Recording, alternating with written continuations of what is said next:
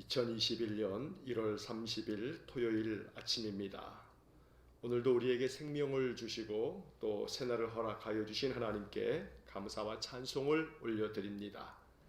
예배로 하루를 시작하는 성도님들 위해 오늘도 주님의 은혜와 평강이 가득하시길 축원합니다. 사도신경으로 우리의 신앙을 고백하겠습니다. 나는 전능하신 아버지 하나님 천지의 창조주를 믿습니다. 나는 그의 유일하신 아들 우리 주 예수 그리스도를 믿습니다. 그는 성령으로 잉태되어 동정녀 마리아에게서 나시고 본디오 빌라도에게 고난을 받아 십자가에 못 박혀 죽으시고 장사된 지 사흘 만에 죽은 자 가운데서 다시 살아나셨으며 하늘에 오르시어 전능하신 아버지 하나님 우편에 앉아 계시다가 거기로부터 살아있는 자와 죽은 자를 심판하러 오십니다. 나는 성령을 믿으며 거룩한 공교회와 성도의 교제와 죄를 용서받는 것과 몸의 부활과 영생을 믿습니다. 아멘. 찬송가 461장 찬송하겠습니다. 찬송가 461장입니다.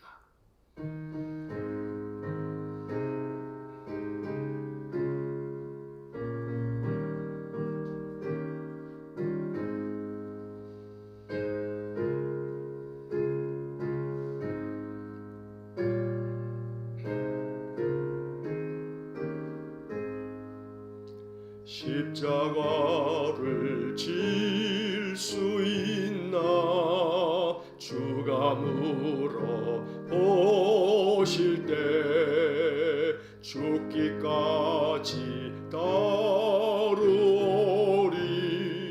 성도 대답하였다.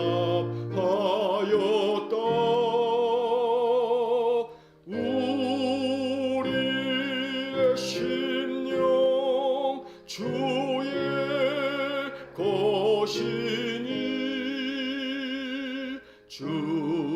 주님의 형상 만드소서.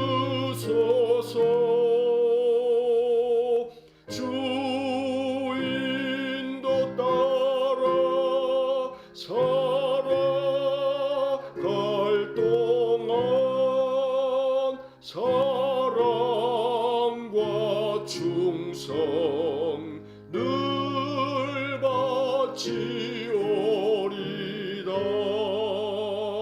너는 기억하고 있나 구원받은 강도를 그가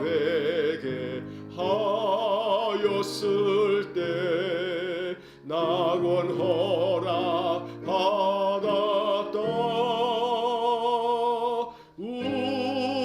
우리의 심령 주의 것이니 주님의 형상 만드소서. 주인도 따라 살아갈 동안 사랑과 충성 늘 바치오리다. 걱정 근심 모든 군을 너를 둘러 덮을 때 주께 내 영 맡기겠나. 최후 승리 믿으며 주리의 심령 주의 것이니 주님의 형상 만드소서. 주인도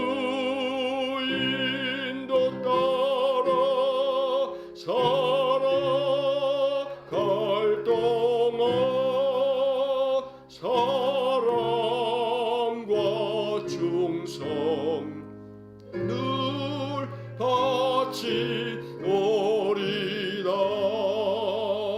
이런 일 다 할 수 있나 주가 물어보실 때 용감한 자 바울처럼 선뜻 대답하리라.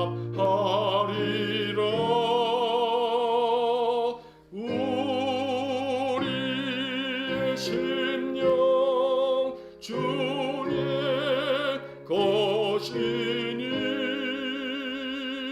주님의 형상 맡으소서.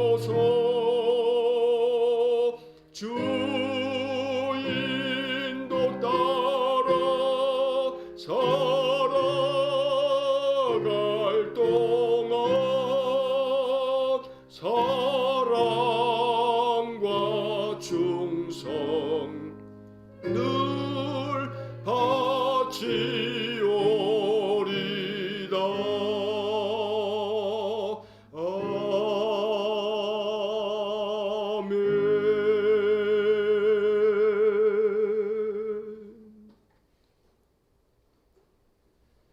사랑과 자비가 풍성하신 거룩하신 하나님, 늘 우리를 사랑하여 주시고 품에 안아 주셔서 날마다 새날을 선물로 주시고 또 오늘도 이렇게 이른 아침 깨어서 하나님께 찬송과 기도로 예배할 수 있게 하시니 감사합니다. 오늘도 우리의 마음 중심을 하나님께 드립니다. 주님 받아주시고 하늘의 문을 여셔서 하늘의 신령한 복과 땅의 기름진 복을 우리 성도들의 삶 속에 가득 부어주시길 원합니다. 늘 하나님 의지하며 살아가는 성도들에게 하나님 오늘도 임마누엘 우리와 함께 하시는 하나님 되셔서 우리 성도들 심령 속에 하나님 나와 함께 계시다 마음 가운데 확신할 수 있도록 믿음을 주시고 또 마음 심령이 깊이 깨달을 수 있도록 느낄 수 있도록 오늘 한날의 삶을 통해 하나님의 임재하심을 마음으로 체험하는 귀한 복을 주시기 원합니다. 여호와 하나님 나와 함께 계셔 나를 강하게 붙들어 주시고 내 인생길 앞서 가시며 나의 모든 길이 평강의 길이 되도록 주님 인도하여 주신다는 것을 우리의 일상의 삶을 통해서 늘 경험할 수 있도록 은혜 내려 주옵소서. 자비로우신 주님, 주님께 예배할 때마다 우리의 허물과 죄를 먼저 자백하오니 용서하여 주옵소서. 이번 한 주간을 살면서 우리의 마음 가운데 하나님 뜻대로 온전히 살지 못하였던 것들, 순종하지 못하였던 것들 주님 용서하여 주시고 주님 안에 거하여 늘 주의 은혜를 얻고자 주님을 바라보는 믿음의 사람들에게 주님의 손 내밀어 주시고 우리를 붙들어 주셔서 위로하여 주시기를 원하고 또 새로운 심령으로 우리를 거듭나게 해 주시기를 원하며 인생의 모든 멍에와 그 아픔과 상처들로부터 건져내 주시기를 간절히 원합니다.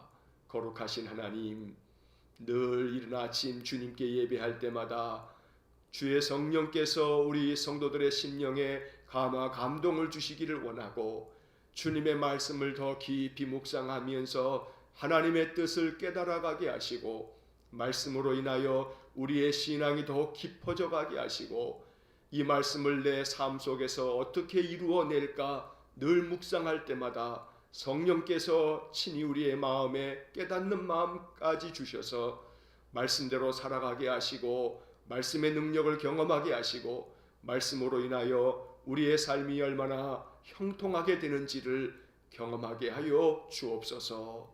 자비로우신 주님, 주님의 신실한 제자가 되어지기를 원합니다. 늘 주님을 따르는 신실한 제자이길 원합니다. 그 길이 어떠한 길이든 주님을 따를 수 있는 믿음을 주시기 원합니다. 예루살렘을 향하여 가셨던 주님, 십자가의 길을 마다치 않으셨던 주님을 늘 마음 심령으로 배우길 원합니다. 오늘도 우리가 감당해야 할 십자가, 날마다 제 십자가를 지고 나를 따르라 주님 말씀하셔서 오늘도 우리의 마음 가운데 우리가 감당하고 지고 가야 할 십자가를 깨닫게 하여 주시고 기도하면서 주님 말씀 의지하면서 그 십자가의 길 잘 걸어갈 수 있도록 인도하여 주옵소서. 거룩하신 하나님, 우리의 믿음이 참된 믿음이 되기를 원합니다. 그저 명목상의 믿음, 형식적인 믿음이 아니고 우리의 마음 중심을 다하여 주님을 따르는 참된 믿음이 되기를 원합니다. 그리하여 빛된 사명, 소금의 사명 잘 감당함으로 인하여 우리 믿음의 사람들 한 사람 한 사람이 머무는 곳에 그리스도의 생명의 빛이 비추어지게 하시고 날마다 썩어가는 이 세상 가운데에서도 우리 성도들이 있는 그곳은 늘 하나님의 은혜가 가득하도록 복을 내려주시기를 원합니다.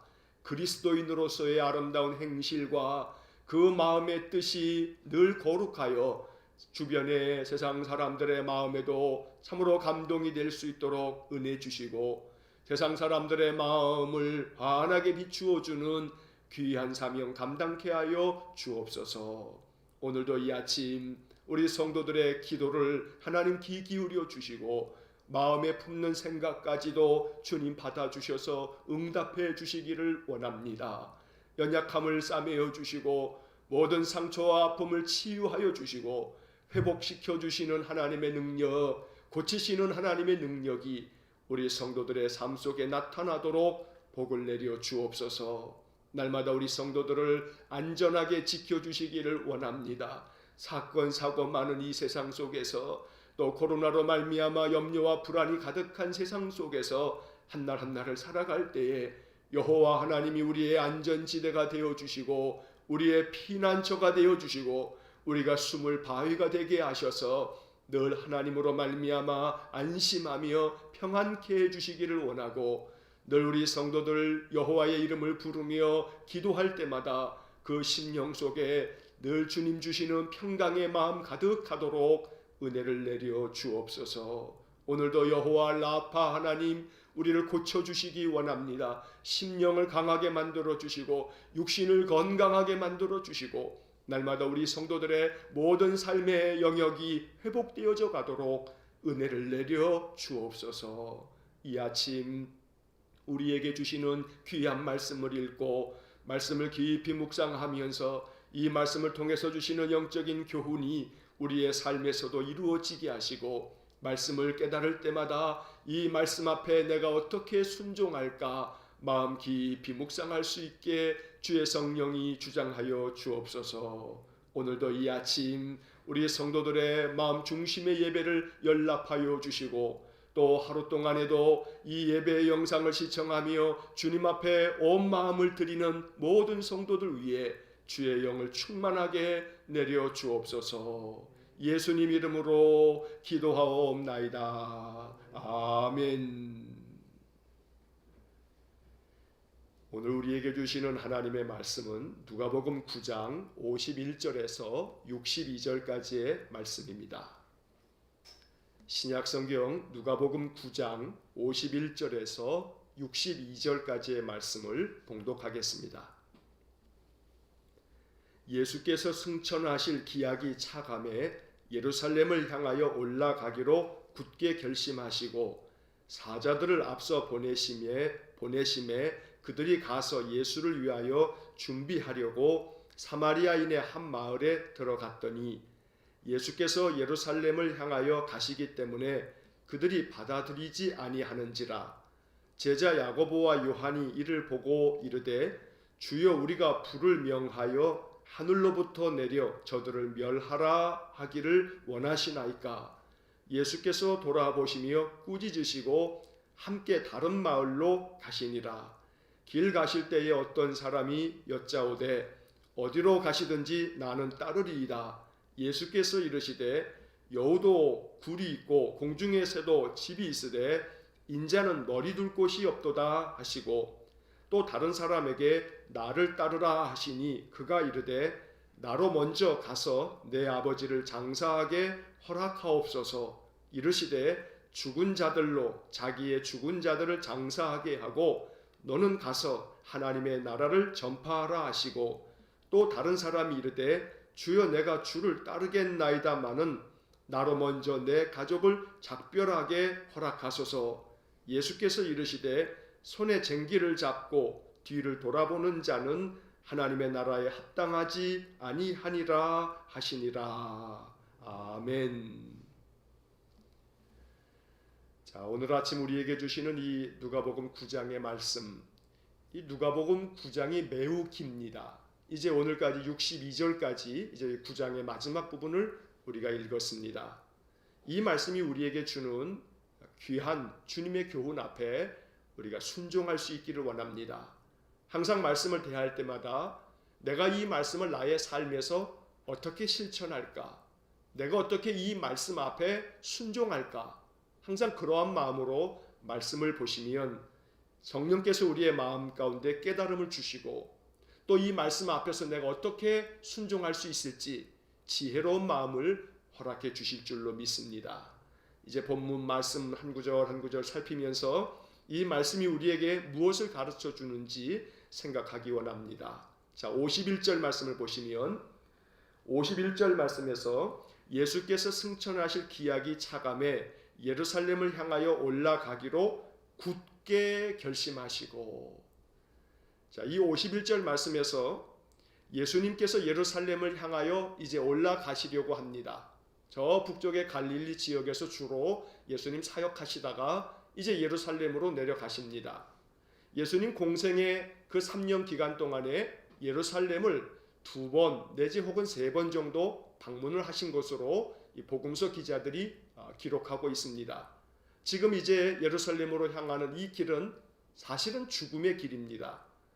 우리가 누가복음 9장 31절에서 예수님께서 변화산상에서 변화되어지실 때에 그때 모세와 엘리야가 예수님께 나와서 예수님과 함께 말씀을 나누었던 것을 우리가 이미 본 적이 있습니다.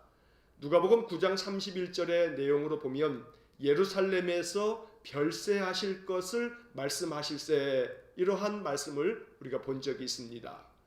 예수님은 예루살렘에 가시면 별세, 죽으십니다. 세상을 떠나실 수밖에 없습니다. 예수님은 그것을 알고 계십니다. 모세와 엘리야가 함께 나누었던 그 이야기를 주님은 알고 계십니다. 내가 이제 예루살렘을 향하여 가면 이 길은 다시 돌아올 수 없는 길이구나, 이 길은 십자가의 길이구나, 죽음의 길이구나 라고 하는 것을 주님이 알고 계십니다. 그래서 더더욱 오늘 51절 마지막 부분에서 굳게 결심하시고 라고 하는 표현을 쓰고 있는 것입니다. 죽으러 가는 길입니다. 하지만 이 길은 하나님의 뜻에 순종하는 길이고 그 순종의 길은 주님께서 이 땅에 오신 목적, 그 사명을 달성하는 길이기도 합니다. 그래서 오늘 본문의 말씀에 예루살렘을 향하여 라고 하는 이 구절을 마음속에 생각하시면서 이것이 나에게 주시는 하나님의 음성이라, 이렇게 이 말씀을 받아들이실 수 있기를 간절히 바랍니다.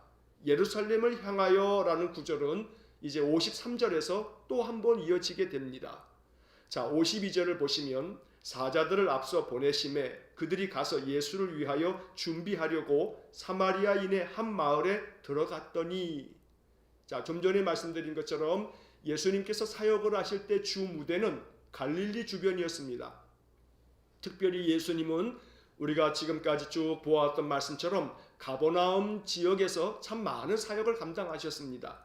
이렇게 북쪽에 있는 갈릴리에서 사역을 하시다가 이제 예루살렘으로 남쪽으로 내려오는 겁니다. 그런데 그 내려오는 길에 이 사마리아라고 하는 지역을 통과하시게 된 것입니다.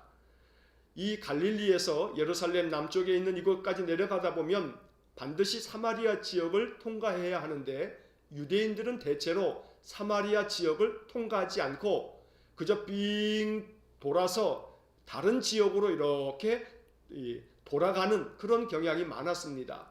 왜냐하면 유대인들과 사마리아인들 사이에 크나큰 갈등과 반목이 오랜 역사를 가지고 있기 때문입니다. 오늘 본문에서도 그러한 이야기가 등장하고 있습니다. 자, 53절에 보면 예수께서 예루살렘을 향하여 가시기 때문에 그들이 받아들이지 아니하는지라. 예수님 사마리아 지역을 통과하시면서 예루살렘으로 내려가시는 길이었는데 사마리아 사람들이 예수님이 예루살렘으로 가고 있다라고 하는 것을 알고서 자기 마을에 예수님 들어오지 못하도록 거부하였던 것입니다. 그래서 예수님께서는 그 마을에 머무시지 못하시고 다른 마을로 가시게 되었다고 56절에 기록되어져 있습니다.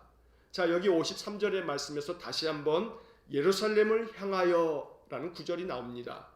좀 전에 51절에서 말씀드린 것처럼 예루살렘을 향하여 가시는 주님, 그 예루살렘으로 향하여 가는 길에 사마리아 사람들이 예수님을 거절합니다. 거부합니다. 자기네 마을에 머물러 계시기를 그렇게 청하지 아니하고 다른 곳으로 가라고 그렇게 밀쳐냈던 것입니다. 자, 여기서 우리가 이 말씀에 대한 배경을 좀 한번 살펴보겠습니다. 사마리아 사람들하고 유대인들은 오랜 기간 동안에 원수지간처럼 지냈습니다. 사실 그에는 이유가 있습니다.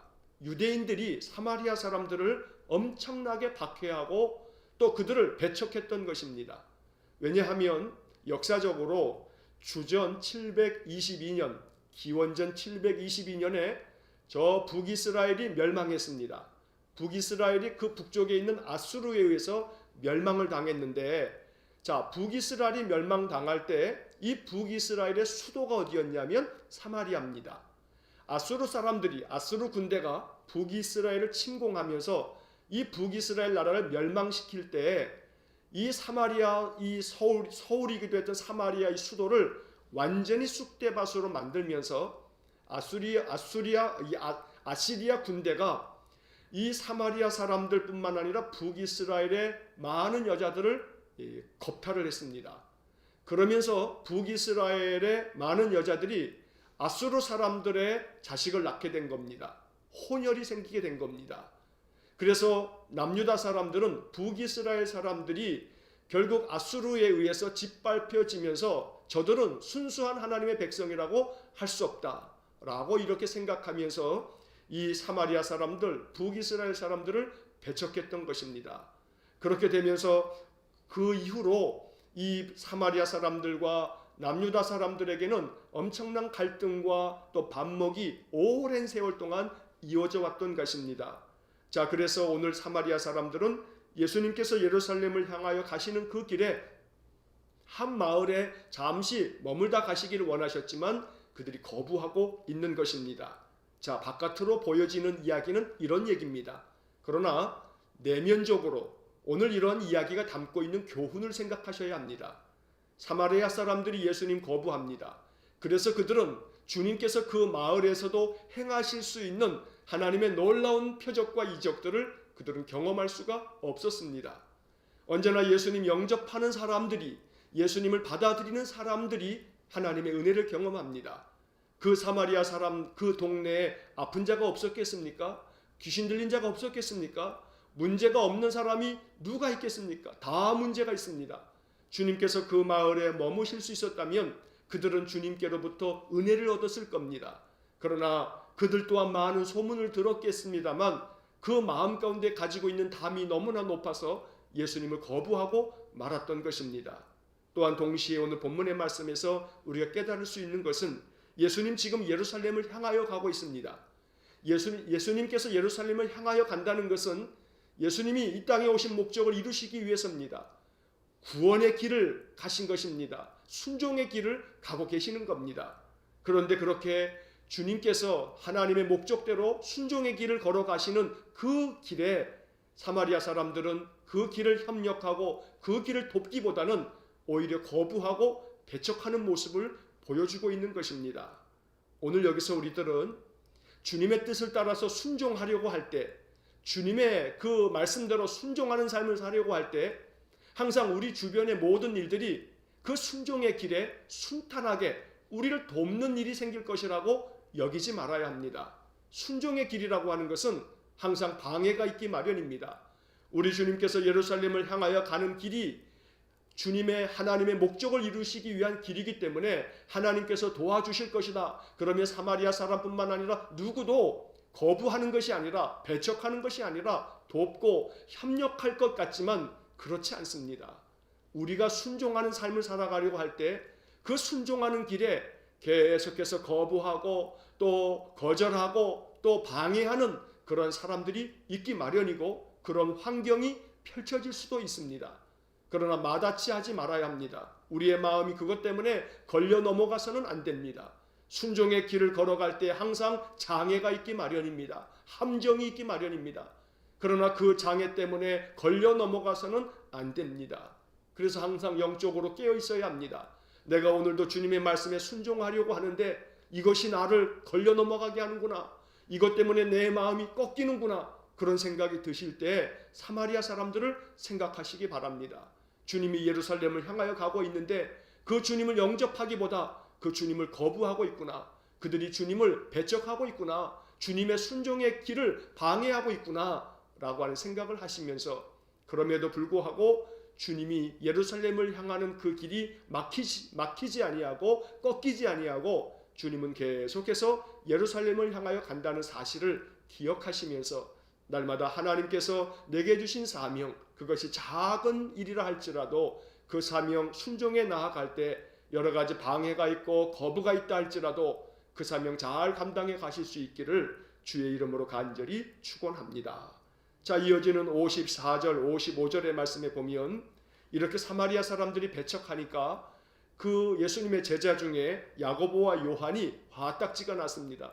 그래서 예수님께 부글부글 끓어오르는 마음으로 이야기합니다. 주님, 우리가 불을 명해서 하늘로부터 불이 내려서 저들을 그냥 진멸하라고 하나님 앞에 우리가 기도할까요? 라고 주님 앞에 이야기합니다. 그때 예수님께서 돌아보시면서 이 야고보와 요한을 꾸짖습니다. 이것이 하나님의 뜻이 아니기 때문에 주님은 야고보와 요한을 꾸짖고 있는 것입니다. 여러분, 이 54절에 야고보와 요한 두 사람의 이름이 나옵니다.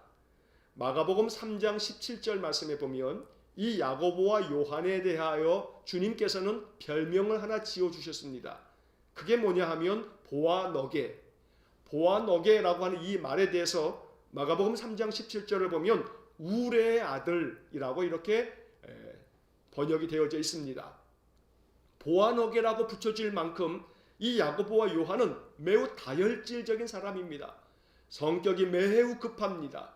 그래서 이 야고보와 요한은 보아너게 우레의 아들이라고 말할 만큼, 우레가 뭡니까? 천둥입니다. 번개와 천둥이 치듯이 이 야고보와 요한은 그 급한 마음에 사마리아 사람들의 그 거부하는 모습 때문에 화가 나니까 주님 앞에 이렇게 이야기하고 있는 것입니다. 그러나 주님은 그것이 하나님의 뜻에 합하지 않기 때문에 이 야고보와 요한을 꾸짖으면서 56절에 함께 다른 마을로 가시니라 이렇게 말씀하고 있습니다. 오늘 본문 말씀이 우리에게 주는 귀한 교훈에 우리의 마음 깊은 깨달음이 있기를 간절히 축원합니다. 이 사마리아인의 한 마을, 이 마을은 하나님의 은혜를 얻을 기회를 놓쳐버리고 만 겁니다. 그리고 주님은 다른 마을로 가셨습니다. 그 마을은, 주님이 가신 그 마을은 이제 주님께로부터 은혜를 얻는 마을이 되었을 것입니다. 언제나 주님이 우리를 향하여 찾아오실 때 그 주님을 항상 마음문 활짝 열고 맞아들임으로 또 주님께 순종함으로 우리의 삶에 하나님의 은혜가 가득하기를 주의 이름으로 간절히 축원합니다. 자, 이제 예수님께서 이렇게 또 다른 마을로 길을 가고 계실 때 57절에서 62절까지의 말씀에 세 사람의 이야기가 등장하게 됩니다. 자, 길을 가실 때 어떤 사람이 예수님께 이렇게 말씀합니다. 어디로 가시든지 나는 따르리이다. 어떤 사람이 예수님께 이렇게 이야기한 겁니다. 주님, 어디로 가시든지 나는 따르겠습니다. 얼마나 귀한 마음인지 모릅니다. 주님을 따르겠다고 했으니 이게 얼마나 참 소중한 마음입니까? 칭찬받을 만한 그러한 말입니다. 그런데 주님께서는 이 말을 듣고 난 후에 이러한 말씀을 그에게 대답하십니다. 여우도 굴이 있고 공중의 새도 집이 있으되 인자는 머리 둘 곳이 없도다. 여러분, 이 예수님의 말씀은 참 그의 이야기에 대한 예수님의 대답인데 이 대답이 참 이해하기가 어렵습니다. 주님이 어디로 가시든지 나는 주님을 따르겠습니다 라고 이렇게 이야기했으니 주님께서 칭찬하셔야 되는 그런 상황 아니겠습니까? 그래, 잘 생각했다. 네가 나를 따르겠다고? 그래, 참 좋은 마음을 먹었구나. 나를 따라오너라 이렇게 말씀하시면 자연스럽고 좋을 것 같은데 주님은 그에게 이렇게 말씀합니다. 여우도 굴이 있고 공중의 새도 집이 있으되 인자는 머리 둘 곳이 없다. 왜 예수님께서 이렇게 말씀하셨을까요? 그것이 오늘 아침 우리의 마음에 묵상이 되어야 합니다. 왜 주님께서 이러한 말씀으로 그에게 대답하셨을까요? 이게 예수님의 대답입니다. 이 예수님의 대답을 듣고 그 사람은 어떻게 했을까요? 성경은 그 후의 이야기를 전하고 있지 않습니다. 어디로 가시든지 나는 주님을 따르겠습니다 했는데 예수님은 인자는 머리 둘 곳도 없다 대답했습니다. 따르겠다고 했던 이 사람은 어떻게 됐을까요? 예수님을 따랐을까요? 그만두었을까요? 오늘 이 말씀에서 그 사람이 어떻게 했는지는 우리가 알 길이 없습니다. 다만 한 가지, 예수님이 왜 이렇게 말씀하셨을지에 대해서 우리는 깊이 생각해 보아야 합니다. 저는 오늘 본문 말씀을 묵상하면서 이런 상상을 해보았습니다. 이것이 맞을지 틀릴지는 알 수 없습니다. 그러나 제 마음 가운데 이 말씀을 깊이 묵상하면서 예수님께서 왜 이렇게 대답하셨는가, 이랬을 것 같다 하는 마음의 생각이 듭니다. 예수님께서는 그 사람의 의도를 느끼셨습니다. 아니, 아셨을 겁니다. 그 사람의 의도가 무엇이었을까 추정해 보면 이럴 가능성이 있습니다. 어디로 가시든지 내가 주님을 따르겠습니다 했지만 이 사람은 예수님이 지금 예루살렘을 향하여 가고 있는 것을 알고 있습니다. 그러면 예수님이 예루살렘을 향하여 간다는 것은 이제 예수님께서 예루살렘에 가시면 아마 예수님이 큰 일을 벌이시겠지, 어쩌면 많은 사람들의 기대처럼 예수님께서 예루살렘에 가서 이제 예루살렘의 모든 것들을 접수하셔서 주님의 나라를 이루실지도 몰라. 예수님의 제자들도 그런 마음이 있었거든요. 그래서 이 사람의 기대 가운데는 지금 예수님을 따르면 나도 예수님 곁에서 어쩌면 큰 자리 하나 차지할지도 모르지 라는 생각이 있었을 겁니다. 예수님의 제자들 중에서도 여러분 그 이야기 아시지 않습니까? 세베대의 아들 야고보와 요한의 어머니가 예수님 찾아와서 주님의 나라가 임하시게 되면 내 아들들을 하나는 주님의 우편에 하나는 주님의 좌편에 앉혀주십시오, 이런 얘기하지 않습니까? 그러니까 사람들의 마음속에는 예수님이 예루살렘을 향하여 가니까 가시면 예수님이 높은 자리에 이제 앉으실 거야. 그러면 우리가 예수님을 따라야만 그 중에서 또 한 자리를 차지하겠지, 이러한 그들 나름대로의 계산, 그들 나름대로의 그러한 기대감이 있었을 겁니다. 어쩌면 이 사람이 그랬는지도 모릅니다. 물론 저의 생각이고 추정입니다. 그래서 예수님께서는 그에게 대답하십니다. 여우도 굴이 있고 공중에서도 집이 있지만 인자는 머리 둘 곳이 없다. 너 나에게서 뭘 기대하니? 나는 아무것도 없어. 난 머리 둘 곳도 없는 사람이야. 그런데도 너 나를 따를래? 하는 그러한 주님의 대답처럼 느껴지더라는 겁니다. 그래서 예수님께서는 이 사람이 가지고 있는 그런 기대, 예수님 따르면 나도 한 자리 하겠지 라고 하는 그런 기대에 대해서 예수님 말씀하시기를 너 희생할 수 있니? 나는 머리 둘 곳도 없는 모든 것들을 내려놓은 그런 사람인데, 그런데 너 나를 따르겠다고? 나를 따르려면 대가가 있어야 되는데, 날마다 자기를 부인하고 날마다 제 십자가를 지고 따라가야 되는데 그런 대가를 너 감당할 수 있겠니? 너 희생해야 하는데 그 희생의 대가를 감당할 수 있겠니? 그런 생각을 하면서 나를 따르겠다고 지금 말하고 있는 것이니? 주님께서 이 말씀을 통해서 이렇게 되묻고 있는 것 같습니다. 여러분들은 어떠십니까? 그들이 가지고 있는 기대에 대해서 예수님께서는 그들의 예상과는 달리 주님을 따른다는 것은 대가를 치루어야 한다는 사실을 말씀하고 있는 그러한 영적 교훈이 이 속에 담겨 있다는 것입니다. 주님을 따르려면 대가가 지불되어야 합니다. 그 대가는 희생을 감수해야 합니다. 그러나 그 희생을 대단한 희생이라고 자꾸 우리의 마음 가운데 확대 해석하지 말았으면 좋겠습니다. 작은 희생입니다.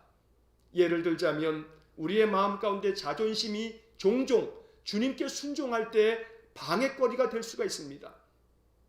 주님의 말씀을 따르려고 할 때 내 자존심이 자꾸 방해가 되어서 주님께 순종하지 못할 때 많습니다. 자존심을 내려놓을 수 있다면 이건 큰 희생 아닙니까? 또한 우리의 이기적인 마음이 주님께 순종하는 그 삶에 있어서 걸림돌이 됩니다. 함정이 됩니다. 이기심 때문에 주님의 말씀대로 살지 못하는 일이 얼마나 많은지 모릅니다. 우리가 감당해야 할 대가, 우리가 감당해야 될 희생이 뭡니까? 나의 이기적인 마음까지 내려놓을 수 있는 것, 이것은 크나큰 대가입니다. 또한 예수를 믿기 때문에 우리가 종종 세상 속에서 얼마나 많이 참습니까? 내가 예수만 믿지 않았어도 너를 당장에 이런 마음이지만 내가 예수 믿기 때문에 참는다, 이런 마음을 종종 우리가 갖게 될 때가 있습니다. 바로 그러한 대가. 그러니 우리의 일상의 삶 속에서 예수를 따름으로 말미암아 우리가 감당해야 할 것들, 인자는 머리 둘 곳이 없다, 나에 대한 기대가 뭐니? 나에 대해서 너희는 뭘 기대하고 있니? 나에 대해서 무언가 기대하기 이전에 너희들이 치루어야 할 대가를 생각할 수 있어야 나를 따르는 참된 제자가 될 수 있다고 주님 말씀하고 계시는 것입니다. 두 번째 사람이 이렇게 지나갈 때 예수님이 다른 사람에게 나를 따르라 말씀합니다. 여러분, 이것이 오늘이 57절에서 62절까지 이 세 가지 이야기를 우리가 여러 가지 모양으로 생각할 수 있어야 합니다. 첫 번째 사람이 주님이 어디로 가시든지 나는 따르겠습니다 라고 했는데, 주님이 이렇게 인자는 머리 둘 곳도 없다 말씀하셨지 않습니까?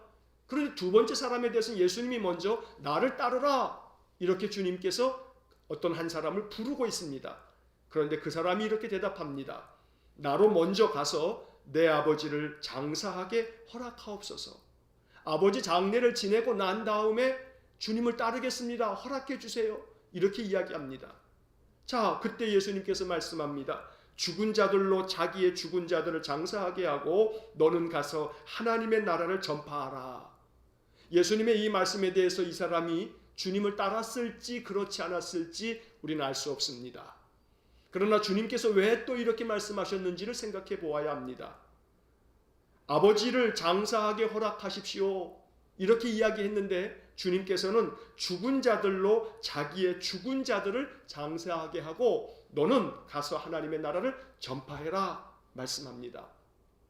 어쩌면 이 말씀을 문자적으로만 보시면 오해하기 딱 쉬운 그런 말씀입니다. 아버지 장례를 치르고 오겠다는데 주님 허락하시지. 그래, 아버지가 장례가 있냐? 그러면 장례 다 지나고 나를 따르라, 이렇게 해야 맞을 것 같은데 왜 주님이 이렇게 말씀하시나? 그래서 오늘 본문의 말씀은 종종 우리가 이 말씀을 해석하기 어려운 말씀으로 취급되어지는 구절이기도 합니다. 그래서 성경학자들은 이 말씀에 대하여 몇 가지 그러한 어떤 해설을 해놓기도 합니다. 이런 겁니다. 죽은 자들로 죽은 자들을 장사하게 해라. 죽은 자들로 죽은 자들을 장사하게 해라. 어떻게 죽은 자가 이 장사를 지낼 수 있습니까? 여기에 주님께서 말씀하시는 그런 은유적인 표현이 있다는 겁니다. 영적으로 죽은 사람들이 그저 그 육신 죽은 사람들 장사 지내게 하고 너는 영적으로 나를 따라야 된다 하고 말씀하시는 것이다, 이렇게 보기도 합니다. 자, 그런데 여기서 성경학자들 중에 이 본문의 말씀을 해설할 때 이렇게 이야기하는 분도 계십니다. 예수님께서는 이 사람의 그 마음에 그 담겨져 있는 의도를 알고 계신다. 내 아버지를 장사하게 허락하옵소서라고 하는 것은 단순히 아버지가 돌아가셨기 때문에 장례를 지내고 오겠습니다 라고 하는 이야기가 아닐 수 있다고 해석하는 겁니다. 다시 말하면 아버지 장사를 지내는 것이 진짜 지금 아버지가 돌아가셨기 때문에 그럴 수도 있지만 그렇지 않을 수도 있다는 겁니다. 무슨 얘기냐 하면 아버지가 연세가 많아서 돌아갈 날이 이제 얼마 멀지 않았으니 아버지 돌아가실 것까지를 좀 보고 난 다음에 장례를 지내고 난 다음에 주님 따르겠습니다. 다시 말해서 주님을 따르는 것을 지금이 아닌 나중으로 미루는 것이다 라고 하는 해석도 있고, 또 하나는 내 아버지를 장사하게 허락하십시오, 이 이야기 속에는 아버지 장사를 지내고 난 다음에 이 사람은 자기의 유산의 모든 몫을 다 정리하고 난 다음에 유산 정리가 끝나고 나면 내가 주님 따르겠습니다, 이렇게 해석하는 학자들도 있습니다. 어떠한 것이든 그것은 가정이고 또 추정입니다. 우리가 마음 가운데 이 말씀을 상상하며 묵상할 때 여러 가지 해설은 가능합니다. 그러나 중요한 것은 오늘 본문의 말씀에 이 사람이 이야기하고 있는 표현 속에서 우리가 하나의 열쇠를 발견해야 합니다. 나로 먼저 내 아버지를 장사하게 허락하옵소서. 나로 먼저라고 하는 이 구절을 여러분 꼭 기억하십시오. 나로 먼저. 그래서 지금 말씀드린 것처럼 아버지가 지금 돌아가신 것이 아니라 돌아가시고 나면 장사 지내고 따르겠습니다, 따르는 것을 연기했다라고 하는 해석이라든가, 아니면 아버지를 장사하고 난 후 그 아버지의 유산을 다 정리해서 내 몫을 챙기고 난 다음에 따르겠습니다, 이러한 해석은 상상이고 추정입니다. 본문의 말씀에서 말씀 그대로만 관찰하고 본문 속에서 답을 찾자면 나로 먼저라고 하는 단어입니다.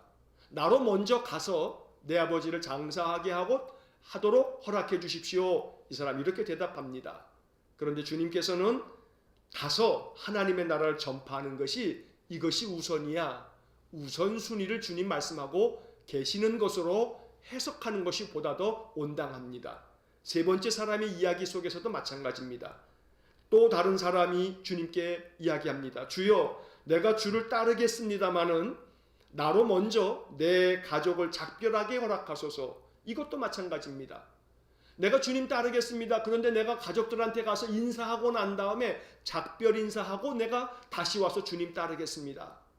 어쩌면 아버지를 장사하게 하고 보다도 좀 더 지금 당장 따르겠습니다. 그런데 내가 집에 가서 내 식구들하고 작별 인사하고 와서 주님 따르겠습니다 라고 말하니까 좀 더 발전한 거 아니겠습니까?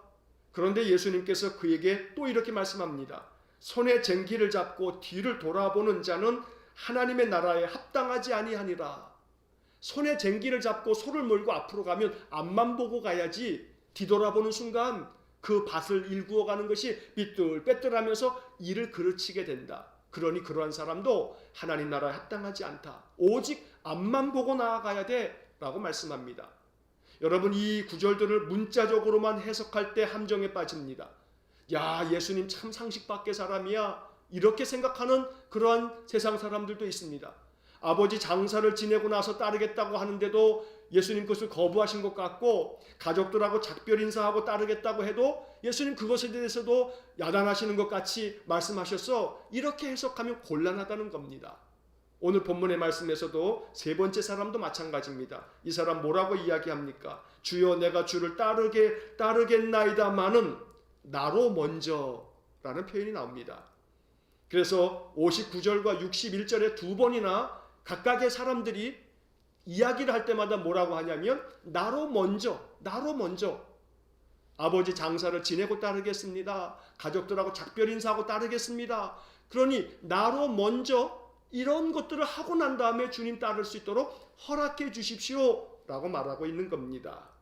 여기서 먼저라고 하는 이 단어를 오늘 아침 마음에 깊이 간직하시기를 바랍니다.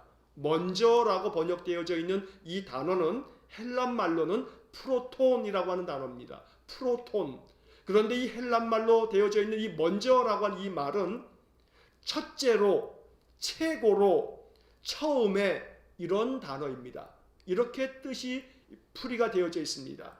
다시 말하면 나로 먼저 아버지 장사를 지내고 주님을 따르도록 허락해 주십시오. 나로 먼저 내 가족들과 작별 인사할 수 있도록 허락해 주십시오. 나로 먼저, 나로 먼저.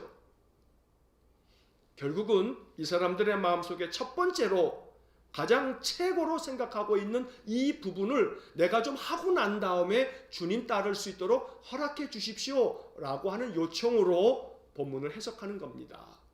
오늘 나의 삶의 첫째가 뭡니까? 내가 최고라고 생각하는 게 뭡니까? 나에게 있어서 나로 먼저, 프로톤, 나에게 있어서 최고, 첫째가 뭡니까? 주님께서는 그것을 묻고 있는 것입니다. 오늘 본문 우리에게 그것을 이야기하고 있는 것입니다. 그래서 오늘 본문의 말씀을 묵상하면서 주님, 나의 삶의 우선순위가 무엇인지 오늘 아침 생각합니다. 그 우선순위가 세상의 그 어떤 것이 되지 아니하고 주님이길 원합니다.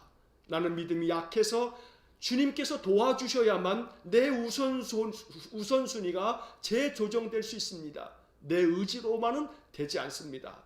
하나님, 내 마음에 성령의 감동을 주셔서 나의 삶의 첫째, 나의 삶의 최고는 오직 하나님 나라와 그리스도의 복음으로 인생을 살아가는 것입니다. 이렇게 늘 마음 가운데 기도하면서 주님을 따라가면 우리의 마음속에, 우리의 삶 속에 어느 순간 오직 예수 그리스도와 하나님의 나라가 프로톤 첫째가 될 것이고 최고가 될 것입니다. 그렇게 살아가는 그런 믿음의 삶이야말로 주님을 따르는 진실한 제자인 것이라고 주님 말씀하고 계시는 것입니다. 우리가 연약하기 때문에 불가능한 것처럼 보일 수 있습니다. 어떻게 그렇게 살 수가 있나 라고 생각할 수 있습니다. 그러나 그렇지 않습니다. 이미 지난 2000년 동안에 많은 그리스도인들이 그러한 삶을 살았습니다. 이러한 삶은 목사나 혹은 선교사나 평생을 전적으로 주의 일을 감당하는 사람들만 그렇게 가능한 일이라 라고도 말할 수 없습니다. 이 땅에 수많은 그리스도인들이 이 믿음의 길을 걸어갔기 때문입니다. 오늘 우리에게 주시는 주님의 말씀입니다. 너의 우선순위는 무엇이냐? 너는 먼저 무엇을 생각하느냐? 너는 항상 삶 속에서 무엇을 먼저 하느냐? 항상 우리의 마음 속에, 우리의 삶 속에 내가 먼저 하나님 앞에 기도하고 내가 먼저 하나님 앞에 예배하고 내 한날의 삶을 살겠습니다. 이러한 결정이 오늘 아침 우리 안에 생겨지기를 간절히 축원합니다. 내가 먼저 이렇게 하고 내가 주님 앞에 이렇게 하겠습니다. 그렇게 나의 먼저 해야 할 첫 번째 우선순위를 주님의 뜻에 합하게 결정할 수 있는 귀한 은혜가 있기를 간절히 축원합니다. 기도하겠습니다. 사랑과 자비가 풍성하신 하나님, 오늘도 이 아침 누가복음 9장의 말씀을 통해서 우리의 심령 가운데 주시는 귀한 생명의 복음이 우리의 마음 가운데 따라가야 할 귀한 주의 말씀인 것으로 이 아침 받아들여 이 말씀대로 살아가기를 원합니다. 우리 주님께서 예루살렘을 향하여 올라가시기로 굳게 결심하시고 그 가는 길에 거부하는 자, 방해하는 자, 또 영접하지 않는 자가 있다 할지라도 순종의 길을 감에 있어서 주님은 그 길을 멈추지 아니하시고 어떠한 방해나 어떠한 거절이나 거부를 할지라도 묵묵히 십자가의 길, 그 예루살렘으로 가는 순종의 길을 가신 것처럼 우리의 신앙의 삶 또한 주님의 말씀에 늘 순종할 때 여러 가지 어려운 방해나 어려움이 생긴다 할지라도 순종의 길을 마다치 않도록 인도하여 주옵소서. 오늘 나의 삶에 무엇이 먼저인지, 무엇이 내 삶의 첫째이며 무엇이 내 삶의 최고인지 나의 삶의 우선순위를 깊이 묵상하면서 성령께서 주시는 감동으로 나의 삶의 모든 우선순위를 재조정할 수 있는 저희들 모두가 되게 하여 주옵소서. 오늘도 한날을 살아감에 있어 내가 먼저 주님 앞에 예배하고 한날을 시작합니다. 우리 모든 성도도 이렇게 우리의 삶의 첫째 우선순위 주님을 부르고 주님께 의탁하고 주님께 우리의 삶을 맡기며 살아갈 때